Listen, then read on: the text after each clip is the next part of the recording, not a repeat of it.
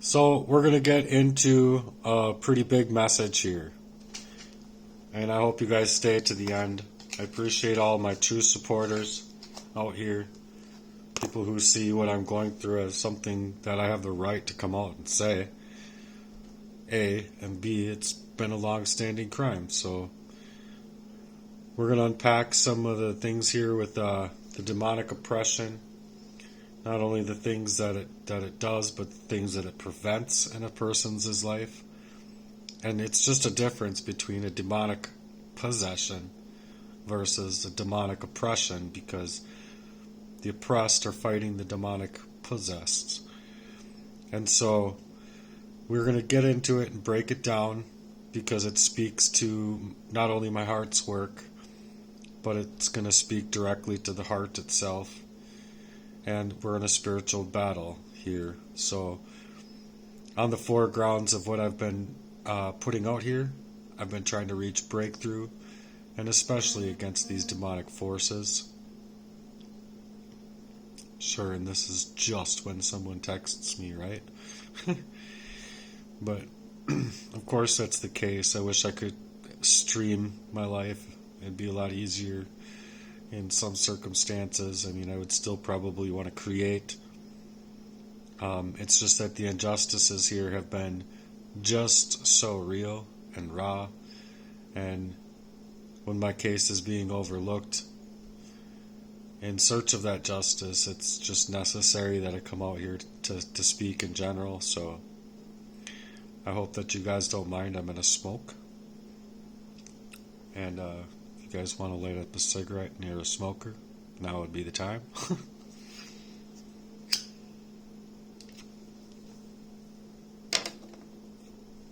But the fact of the matter is that you're going to have to realize that as a chosen one,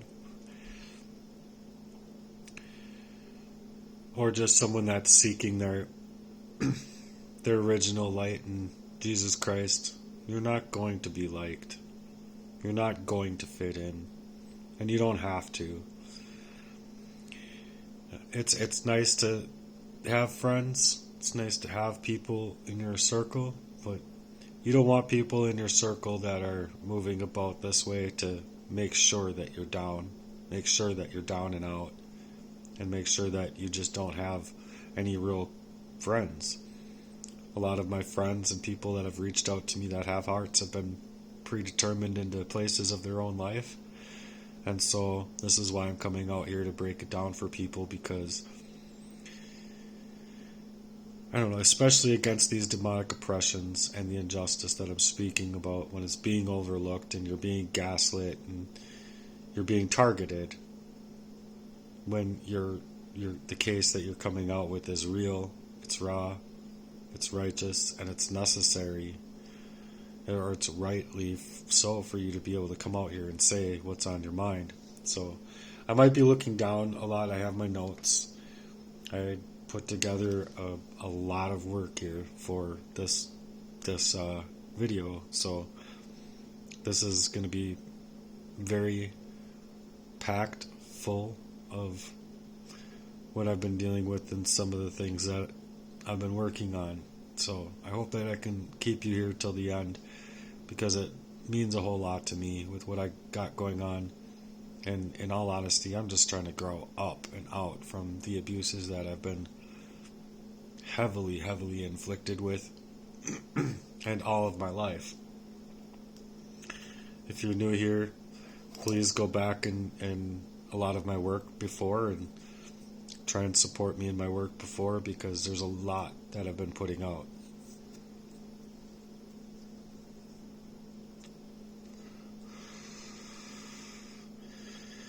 So, demonic oppression, what is it?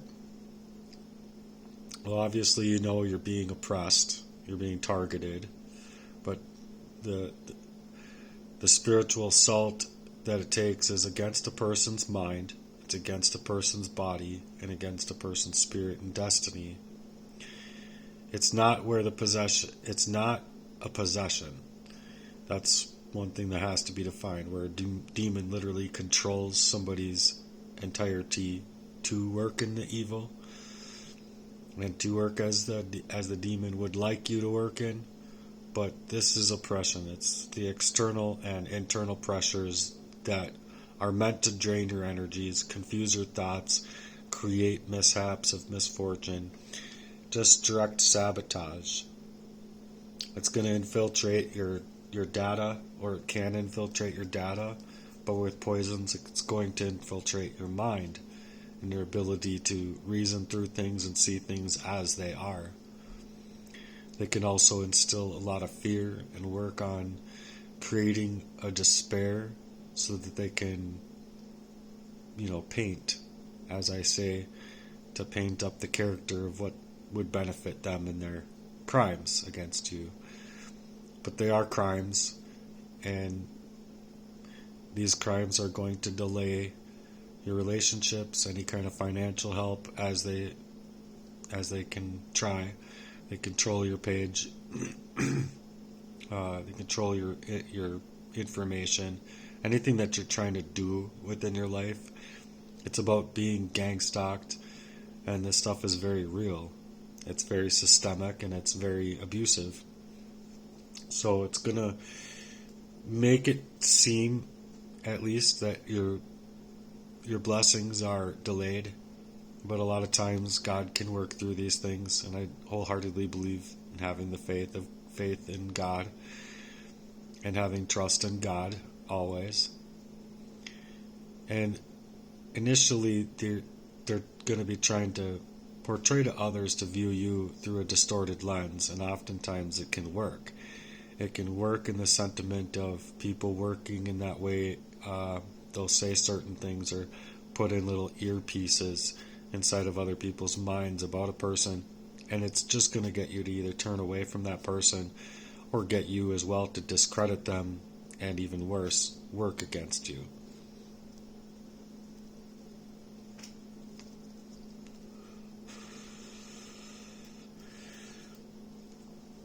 So granted, I had different approaches here for this video, and I usually don't smoke on a video, but I've been so hard pressed with what's recently been going on in my life that I really encourage you guys to stay here, even if you're a non-smoker and you don't see it as a crutch. I just hope that I can get you to stay till the end, because there's a lot that's packed in here with what I've been being faced up with.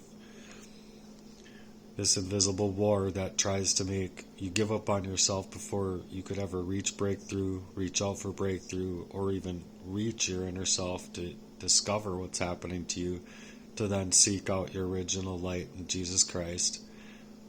And it honestly will stop or sabotage or break patterns of your prayer value.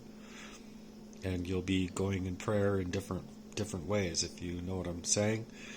Because if you're falling to the ground in that way, and you have to discover by patterns of these kind of feelings happening, you have to really be able to put 2 and 2 together, or 86 and 86 together.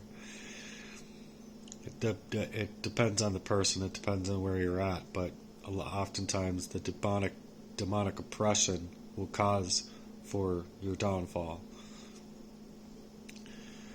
It uses spiritual legal rights, if not actual legal rights, which often come through generational trauma, generational curses, or unrepented sin. So we want to repent of our sins, all of them, wherever you're at in life. It's to call people back to their original light in Christ, because that's where your true identity, I believe, is. And it's based on the fact that otherwise you're siding with things of this world, and that is not what we're after here within my heart's works value. And so I hope that you agree with me enough to stay to the end and realize a little bit more of why I'm working in this way and why I'm continuing to try and work in this way.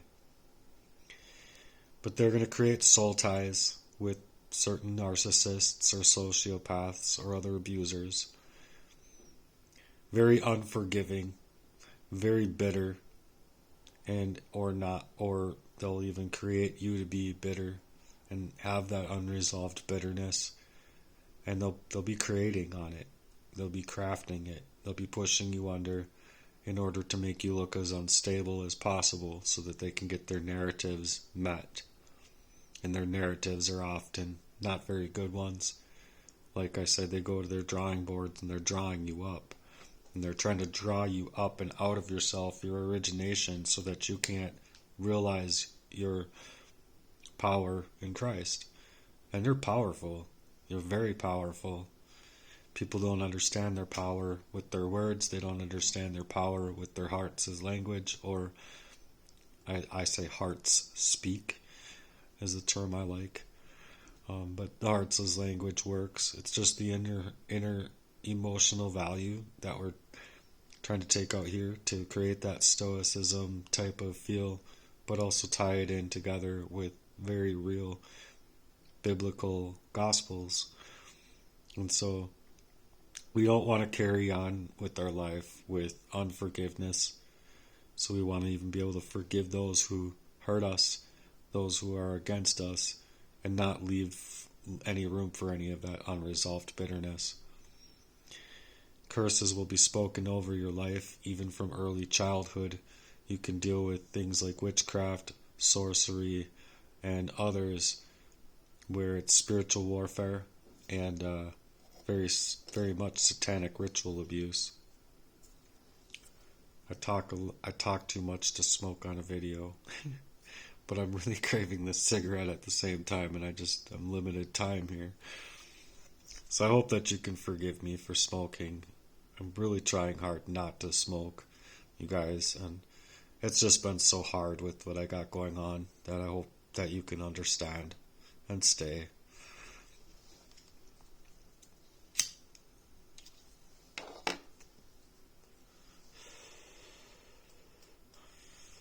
If not for yourself, do it for me, please. I've been through a lot.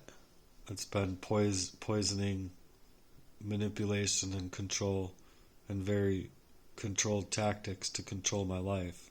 Very strategic, I might add, with hacking me, being so close to me, familial ties, and my own friend, supposed friend.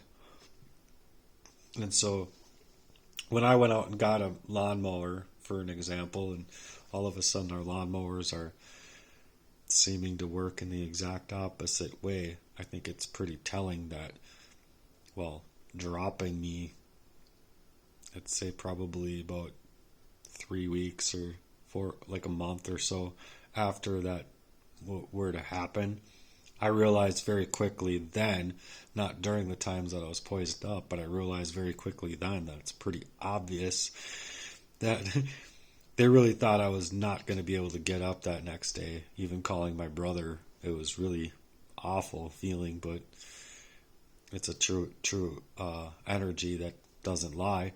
That's suggesting he was very hard pressed because he had been poisoning me up since I was 2. And then it continued on with Jesse. It continued on in other proxy relationships. And then they'd psychologically manipulate, create that kind of psychological warfare over me. And this was done by design. And so that's really hard to come out and say because that really does pinpoint to schizophrenic, you see. But I'm not schizo. I don't have that mental health illness. What I have is a very controlled, calculated, and very cold demolition of my life through this arsenic poisoning so that I wasn't able to speak. I wasn't able to step back and reason with all of the things that have been happening to me in my life.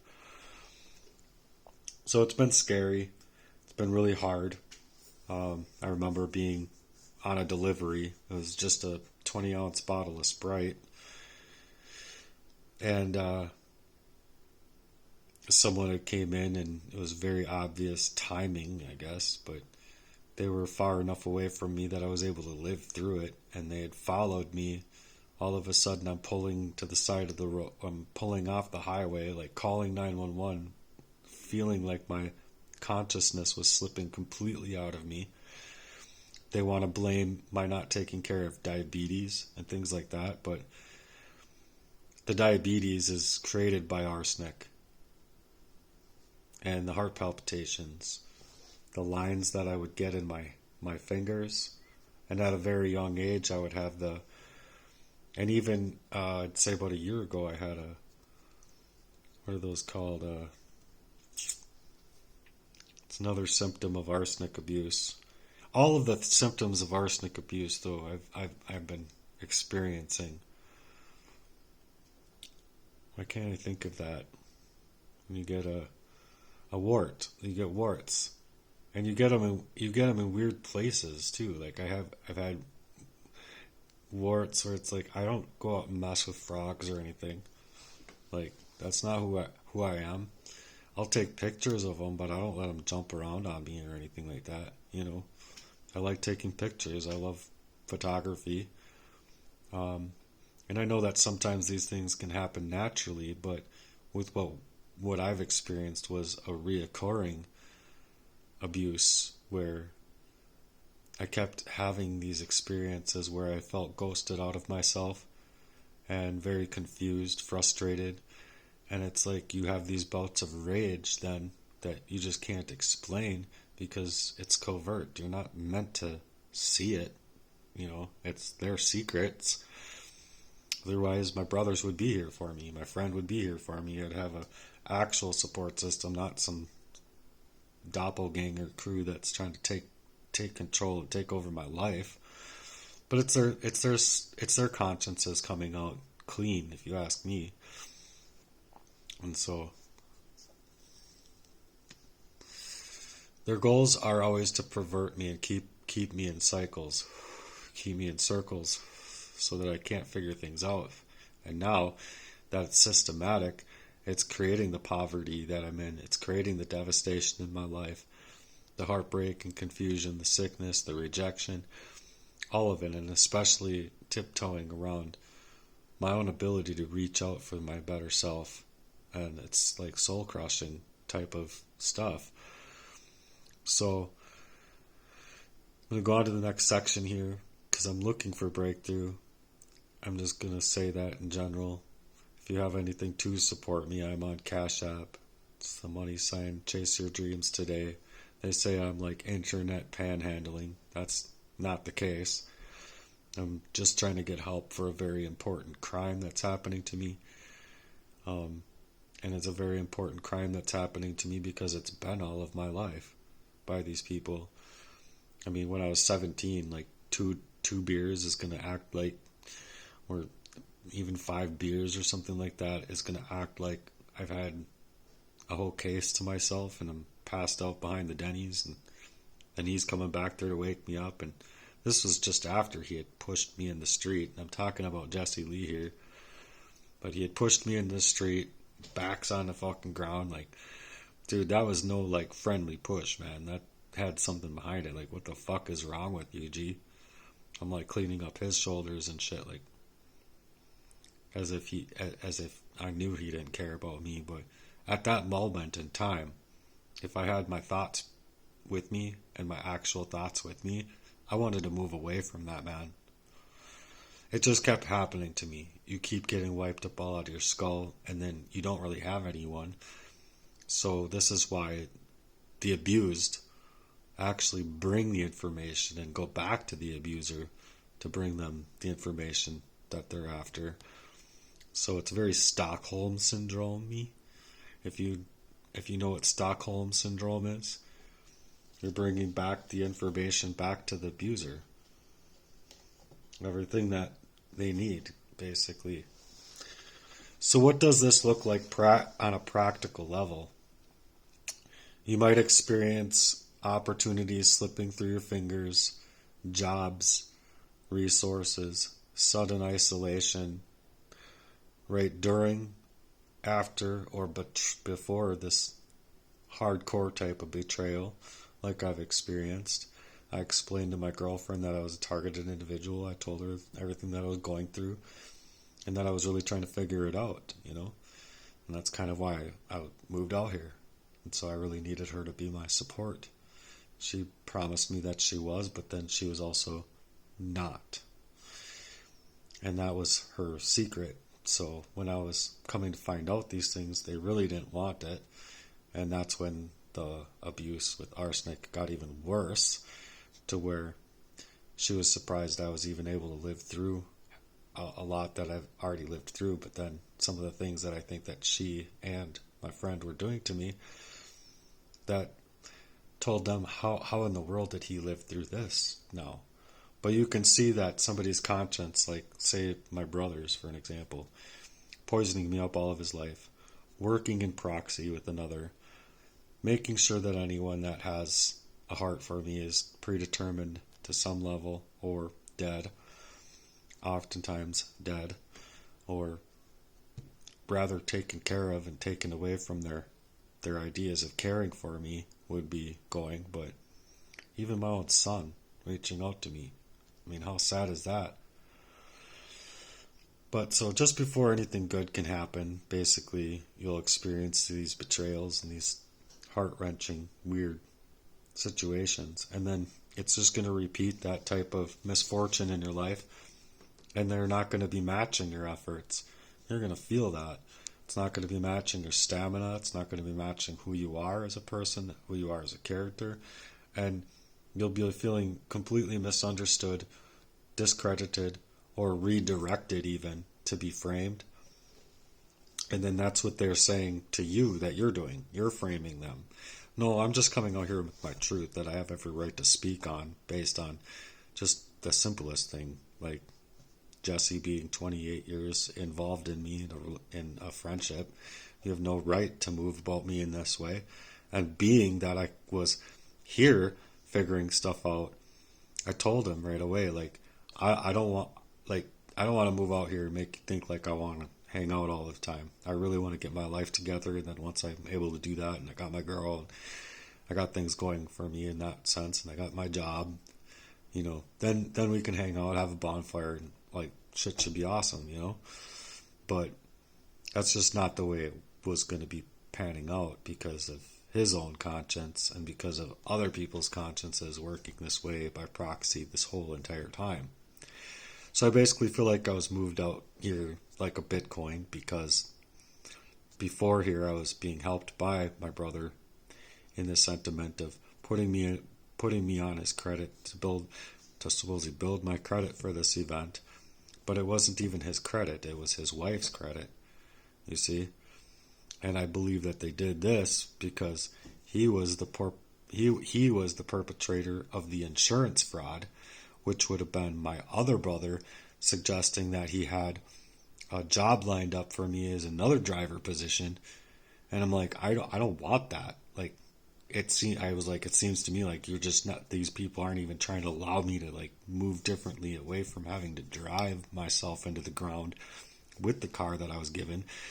And then you want to switch up cars every like 6 months to a year if you do a gig job app community. So I'm calling them saying I need help with this stuff right now because I'm going through all this blight and I don't know what to do about it. And their love is withdrawn completely because they're working up by proxy about your life.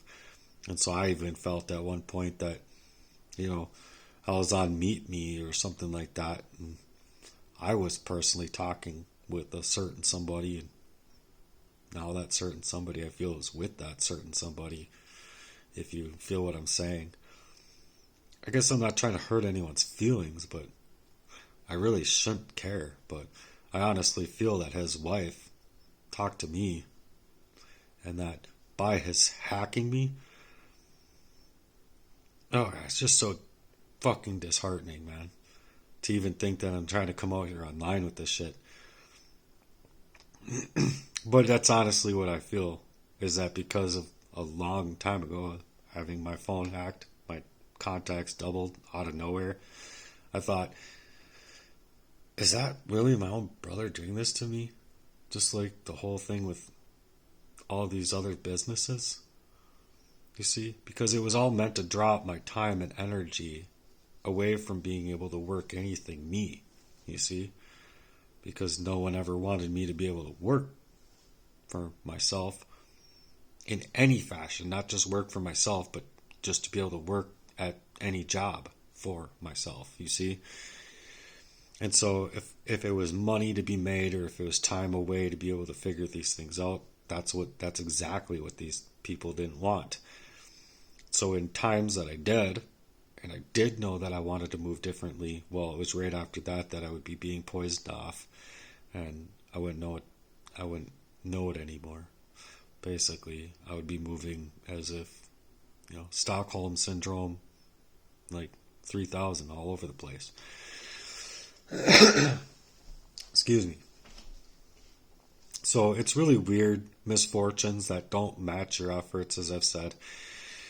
It's going to make you feel like you're in deep fatigue because of not only the psychological treatment, but the emotional depression and the mental fog that the poisoning creates, along with you just never really having that substantial relationship.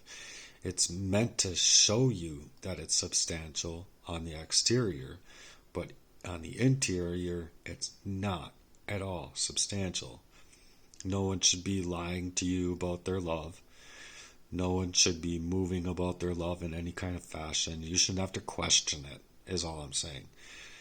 And if you do have to question it, then you know that you got to move differently, or you should know that you got to move differently. Say, for an example, a good example from a very good teacher named Tristan. He says that every so often, or every 2 months or so, he'll go up to his girl and ask him for her phone.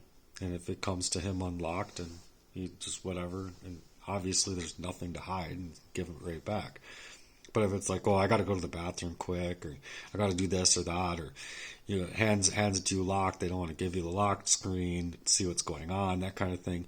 Well, then you got a problem, and it's bye, see ya. I don't want anything to do with you. And furthermore, if there is any kind of that misfortunate type of trust in the first place, with me, it's straight up goodbye. I don't have time for it, don't need it, don't want it. I don't want to have to question somebody's value of love for me ever again. When I've had to question those blood-related, those my family, and for very particular reasons, to completely terrorize my life from not being able to speak, get my thoughts just down on paper, let alone my thoughts out of my mouth. So I'm very proud of myself from where I've had to go through to what I've built up, which is why I was doing, like, I don't know, however many songs I did with ChatGPT, because I didn't have that ability to remember those words or to be able to speak those words. And so I was working to be able to perform better in this type of circumstance and build up that character, you see, because I wanted to be able to move about my mission in a certain way. And so it might even look like blocked favor from being able to reach you, like people who should help just aren't there for some reason. It'll make you feel really repelled and confused about who you are, who these people are, all that kind of thing. So we're going to talk about how to break free from this type of oppression. We'll actually break free from this oppression in a second part. I'll put these things together in a couple parts, and it's just because my phone's starting to skip around and I think that I gotta plug it in. So anyway, I hope that I can keep you on till the next section. I really appreciate you guys being here and staying supportive of me personally and not these trolls. So thank you very much. Love you guys. Bye.